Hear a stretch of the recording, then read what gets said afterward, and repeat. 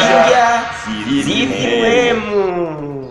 Wa wundi Imana yafata ivu ikarihumekeramwo impwemu y'ubugingo maze agacaba ufise ubugingo. Itanguriro igice ca kabiri ku murongo w'indwi. Yari afise uburenganzira bwo kwihitiramwo urukundo canke ubwibone. Iyo ahitamo kumvira aba yaragumyeho ibihe byose, ntiyari gupfa. Ariko ntiyumviye umuremyi wiwe, yaratakaje urukundo n'umuremyi yari amufitiye. Atangariza isi yose inkuru mbi yo gupfa ubutakigaruka ruheriheri. Inkuru nziza yaratangajwe igihe Yesu yemera kwitanga rimwe gusa ngo adupfire, kugira ngo abamwizeye bose ntibaze bahabwe kino gihano c'urupfu, ntibazopfe ahubwo bahabwe ubugingo budashira. Yohana igice ca 3 ku murongo wa 16. Hitamwo Yesu kugira ngo ubeho.